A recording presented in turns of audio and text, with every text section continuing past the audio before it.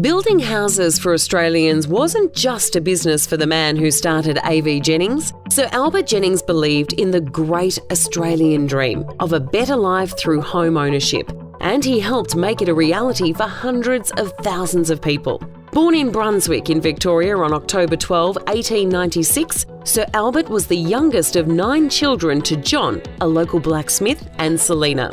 Sir Albert spent most of his early life in South Melbourne and in 1910 commenced an apprenticeship in mechanical dentistry, learning to make false teeth. It was this bright mind that eventually pioneered quality mass-produced and mass-marketed housing across Australia.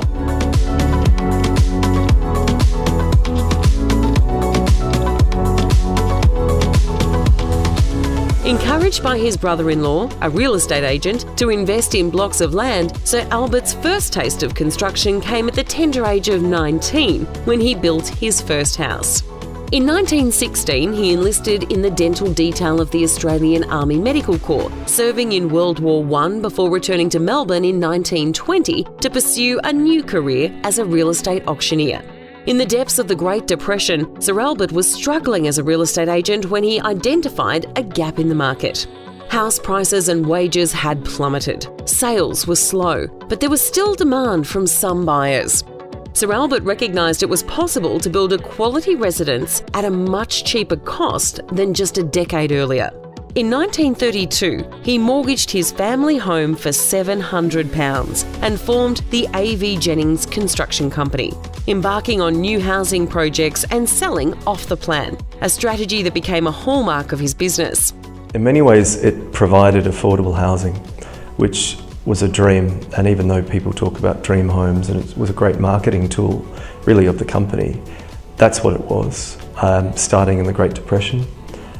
Providing a quality of home that normally people felt they could have never afforded, but they could through what he offered.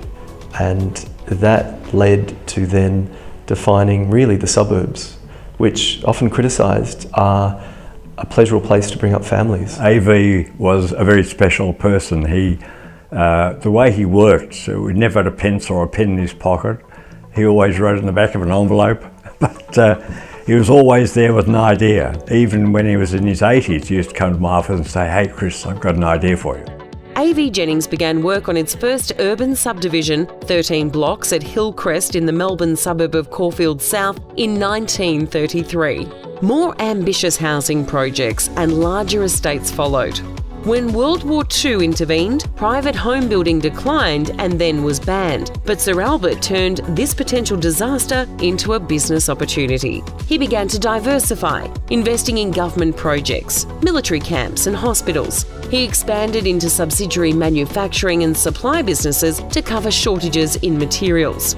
The company erected thousands of government dwellings across Australia. More than 150 tradesmen were recruited from Germany alone to help build 1,850 homes in Canberra in just 2 years. Sir Albert affectionately dubbed the workers his Jennings Germans. The most striking thing I got out of him is that he was somebody who was incredibly well respected, incredibly successful, very innovative, and yet so warm and engaging as well. So I think the culture was that you felt like you were part of a family. You just weren't a cog in a machine. And I think that lives today. Some of the things that were key to that was a desire to always be customer focused and give what people wanted.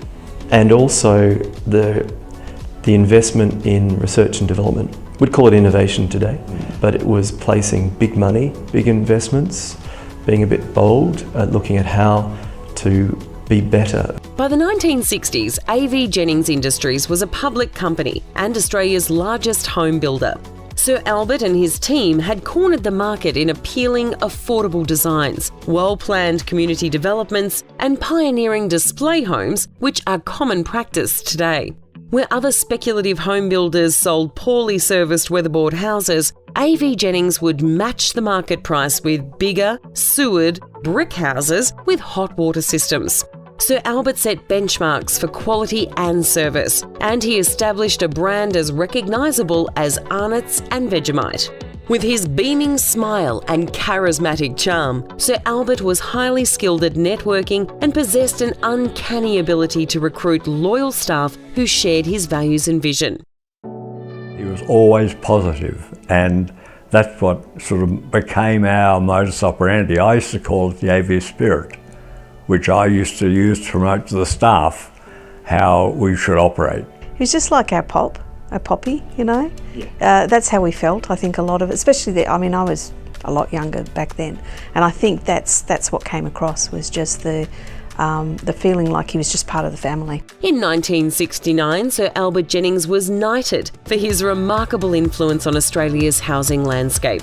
He didn't just build houses, he improved the lives of people all over Australia. Sir Albert stepped down from his company in 1972 but remained active within the industry.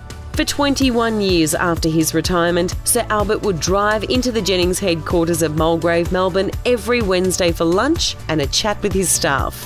In 1993, Sir Albert passed away at the age of 96. He will always be remembered as Australia's very proud old builder. He set in motion the modus operandi for the project home building industry. And the leaders of that industry today, most of them, spent time at AVJennings learning the business. He managed to keep great people working for the business. And it was often a conversation at home that virtually most of the key individuals in the business could have equally gone out by themselves and been tremendously successful. But they loved working for the business and working for him. From humble beginnings, Sir Albert's story is one of calculated risks, understanding the industry at its best, but also at its worst. Sir Albert's belief in the great Australian dream never wavered, and he holds a deserving place in our hearts as the father of the Australian home building industry.